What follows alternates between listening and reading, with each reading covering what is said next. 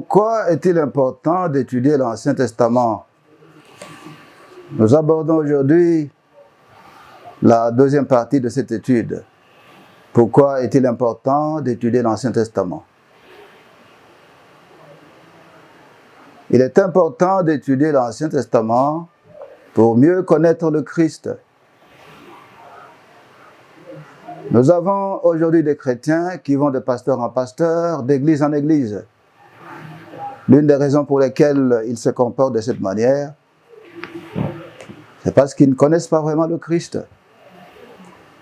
Nous avons également des gens qui vont à l'église depuis des années, qui se disent chrétiens, mais qui ont encore recours au fétiche ou à l'occultisme.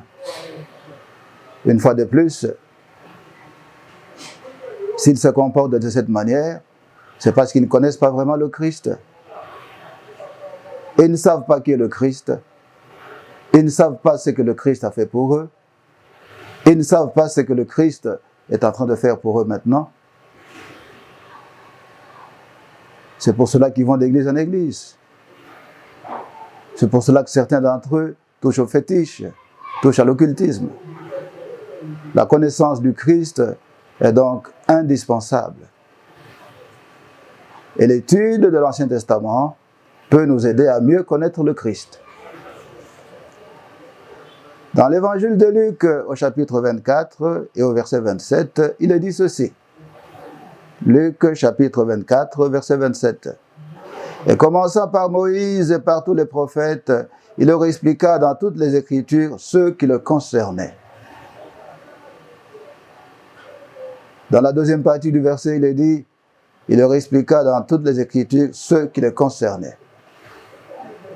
Le Christ est en train de parler aux deux disciples qui sont en route pour Emmaüs. Ils sont tristes, ils sont désespérés. Ils croient que le Christ est encore dans la tombe, alors qu'il est déjà ressuscité.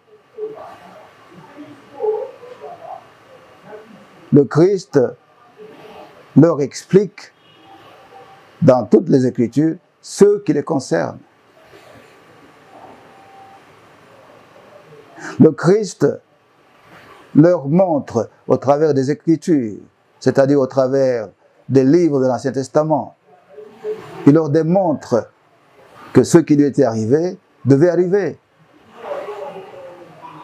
Parce que les livres de l'Ancien Testament parlent du Christ. Ils parlent de sa naissance, ils parlent de son ministère, ils parlent de sa mort, ils parlent de sa résurrection. Le Seigneur Jésus-Christ se sert donc de ce qui est écrit dans les livres de l'Ancien Testament à son sujet. Il s'en sert pour leur prouver que sa résurrection devait arriver. Dans Luc chapitre 24 au verset 44. Luc chapitre 24 verset 44. Puis il leur dit, c'est là ce que je vous disais lorsque j'étais encore avec vous, qu'il fallait que s'accomplisse tout ce qui est écrit de moi dans la loi de Moïse, dans les prophètes et dans les psaumes. Ici, le Seigneur Jésus-Christ est en train de parler à ses apôtres. Ils sont étonnés de le voir après sa mort. Ils sont étonnés de le voir ressuscité. C'est ainsi qu'il est en train de leur dire qu'il n'y a pas de quoi s'étonner. Il est en train de leur dire que sa résurrection devait avoir lieu. Parce que sa résurrection avait été annoncée. Les livres de l'Ancien Testament parlent de sa naissance, parlent de son ministère, parlent de sa mort, parlent de sa résurrection. Et pour leur prouver que ce qu'il leur disait était vrai, il s'est servi des livres des prophètes, il s'est servi des psaumes et il s'est servi des livres de Moïse, c'est-à-dire le livre de Genèse, le livre d'Exode, le livre de Lévitique, le livre des Nombres et le livre de Deutéronome. Le Seigneur Jésus-Christ s'est servi de tous les versets qui parlent de lui en tant que Christ pour leur prouver que sa résurrection était annoncée. Dans Jean chapitre 5, verset 39, le Seigneur Jésus-Christ dit ceci. Jean chapitre 5, verset 39. Vous sondez les Écritures parce que vous pensez avoir en elles la vie éternelle. Ce sont elles qui rendent témoignage de moi. Dans la deuxième partie du verset, le Seigneur Jésus-Christ dit, ce sont elles qui rendent témoignage de moi. Les Écritures rendent témoignage de moi. Les livres de l'Ancien Testament rendent témoignage de moi. Les livres de l'Ancien Testament parlent de moi.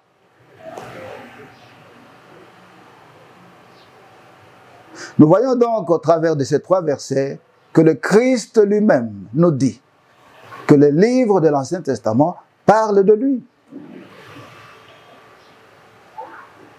Le livre de l'Ancien Testament parle de ce qui devait lui arriver.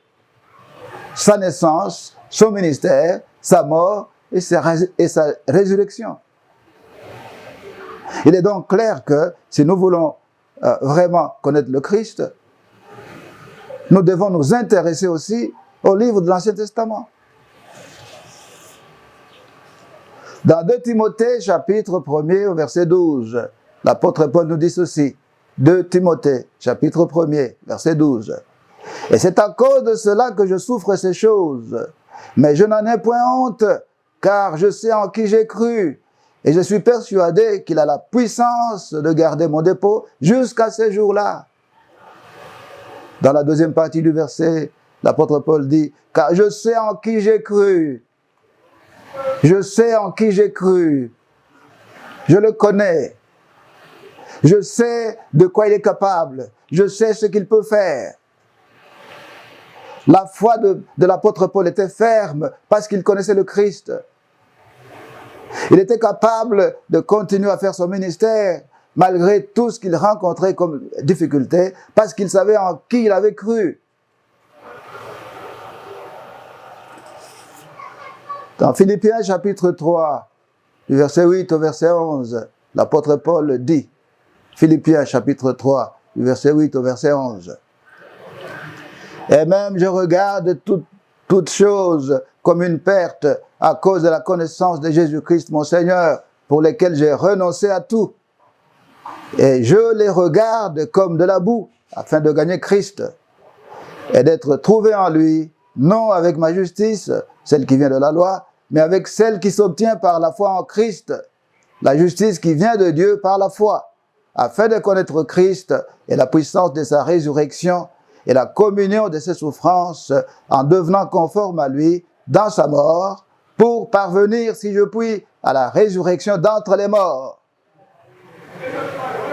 Au verset 8, l'apôtre Paul dit, « Et même je regarde toutes choses comme une perte à cause de la connaissance de Jésus-Christ mon Seigneur. » À cause de la connaissance de Jésus-Christ mon Seigneur. L'apôtre Paul est en train de dire, à cause de la connaissance qu'il a du Christ,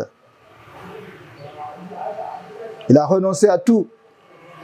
À cause de la connaissance qu'il a du Christ, toutes les choses qu'il considérait importantes, maintenant il les considère comme de la boue.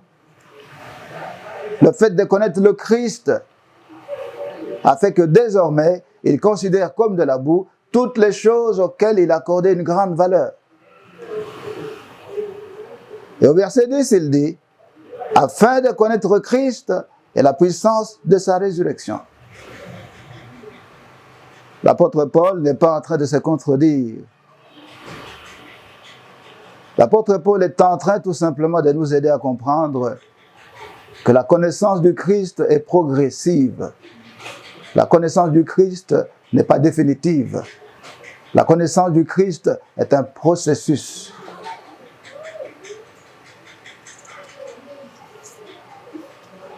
Ceux qui sont devenus chrétiens, après avoir été guéris, s'ils ne font pas attention, ils risquent de considérer le Christ uniquement comme celui qui guérit. Il est vrai que le Seigneur Jésus-Christ guérit, mais ce n'est pas la seule chose qu'il fait.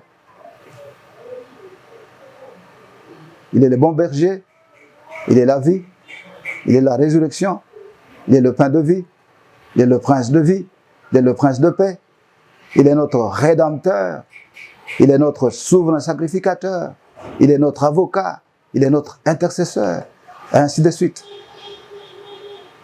Et la connaissance que nous avons de lui doit croître, doit s'améliorer. Et l'étude de l'Ancien Testament peut nous aider à améliorer notre connaissance du Christ.